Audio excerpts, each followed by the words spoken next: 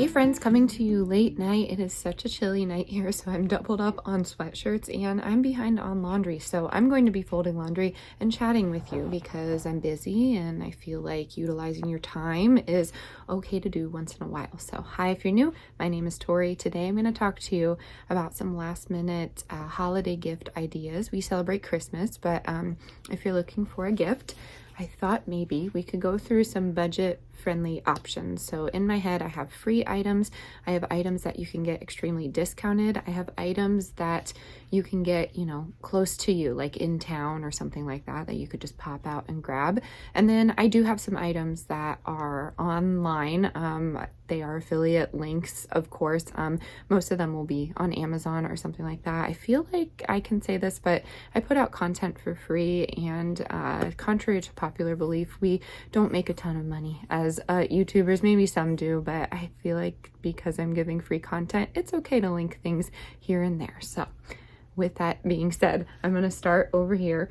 And if you see me grabbing, that's what I'm doing. I'm folding some laundry. But we are going to start with number one on this list, and that is utilizing your Facebook marketplaces or Craigslist or any online avenue like that, where you can go online and search specifically for things that you want. So this is where I go to find canning jars and a lot of antique items. Like if I'm looking for a butter churner specifically, I know that's silly, but I wanted a hand butter churner. I see them all over the internet, and I knew living in rural Pennsylvania, someone had to have one, and I got one. So that was really fun. It was $5 at an estate sale, and someone held on to it. So again, this isn't a true way that you can go out and get something, exactly that you need, but you might find something different. You might find something else, which is fun and surprising, but I get some of you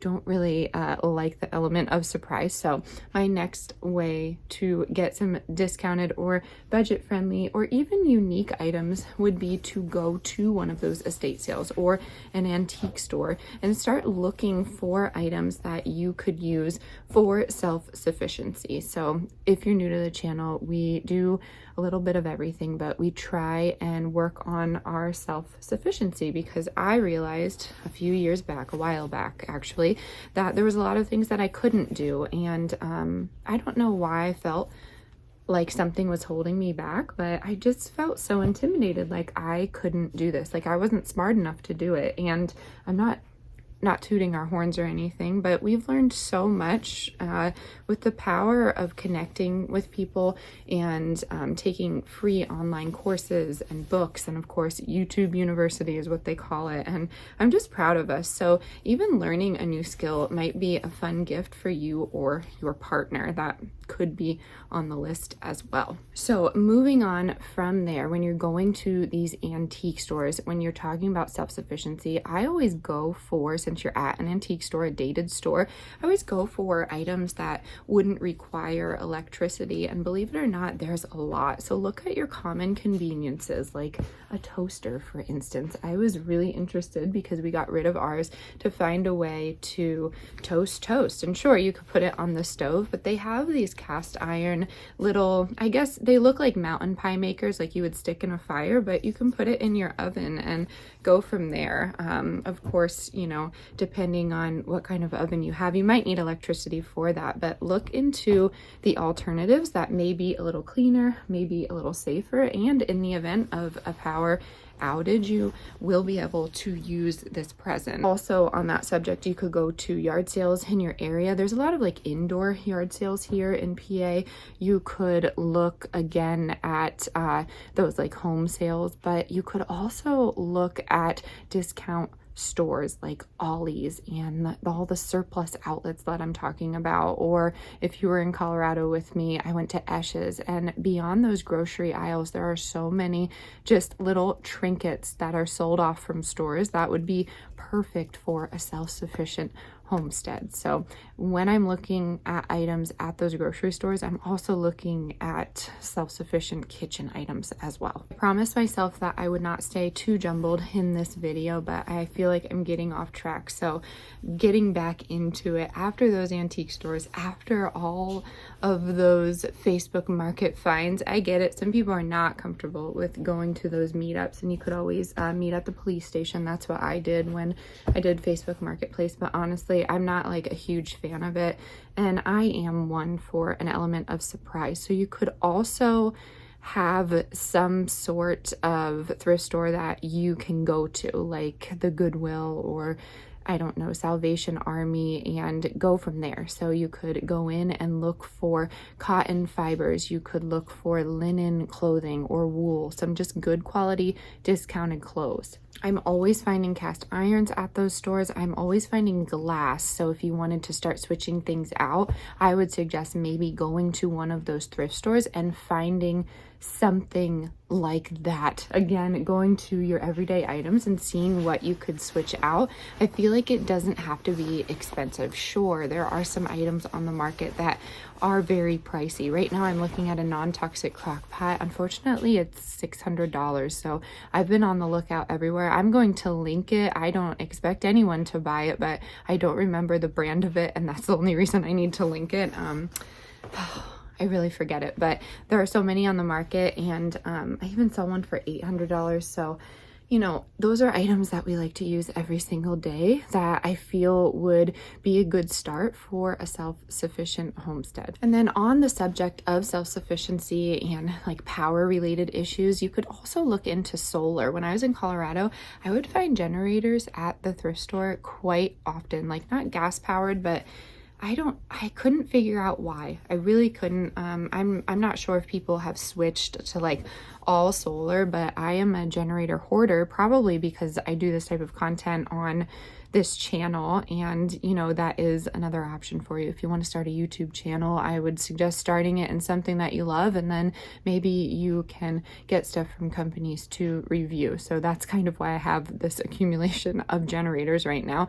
But getting back to the thrift store items, there are many different things that you could use. I even saw a log splitter there one time, and I wanted to buy it. We didn't have anywhere to put it, but that would be a good gift as well. So after the discounted items and after the free items that you kind of pick through, you can start moving into some items that you can make. And I know I'm going to hear it that I am not crafty, I'm not creative, it's just not my type. There are so many different videos online showing how to make simple things like a candle or some sort of lotion. I always go for like the botanicals, like lotion or lip balm, because it can be for any gender, male or female, and it just really, I guess, shows that person that you care enough to make them something. And I always love making things. It's not always perfect. If you're, you know, new here, you may see my endeavors. There's a lot of them, but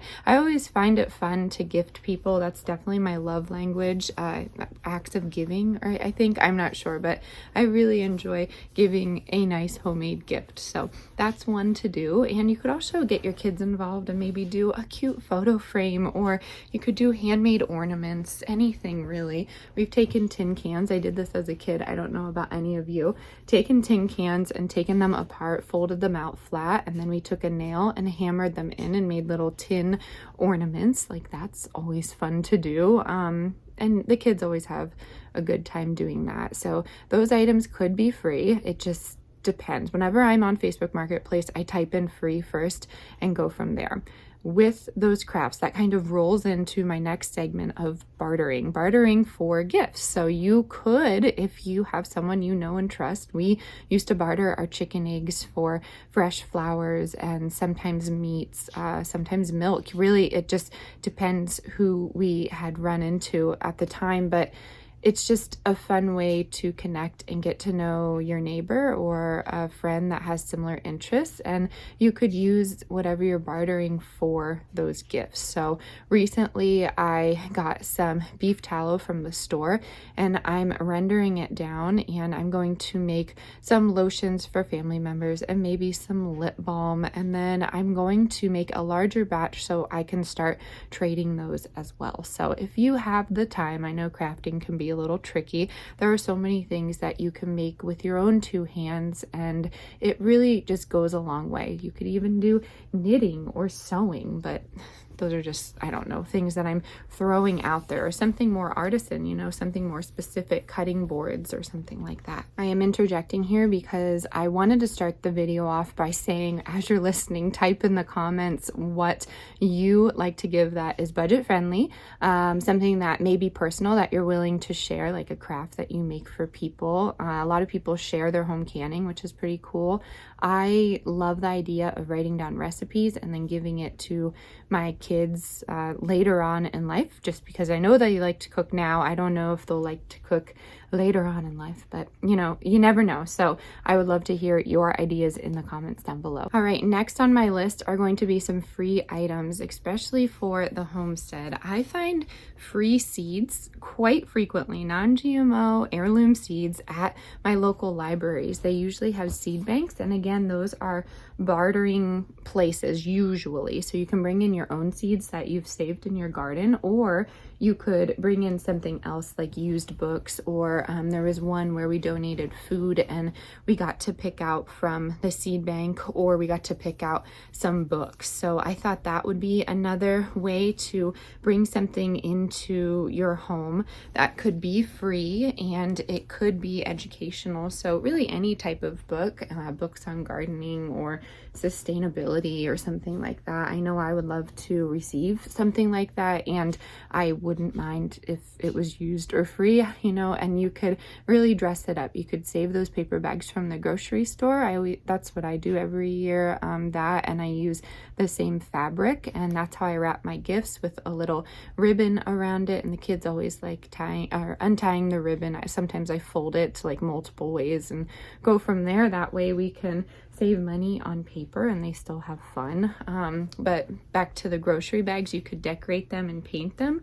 I always like to paint them, or sometimes we stamp them with like Christmas trees that we've cut and made out of, you know, you could do anything. You could use a sponge for that, or you could use a potato. You could carve a potato, a tree out of it, and stamp it. I've done that on the channel before, and that's super fun to do with the kids. But when you are wrapping these gifts, they don't need to be shiny and new. Again, I feel like it's the heart that counts, and those are two free ones off the bat that I absolutely love. And my hope in this video is to find some new items that are free in the comments below that you may know about.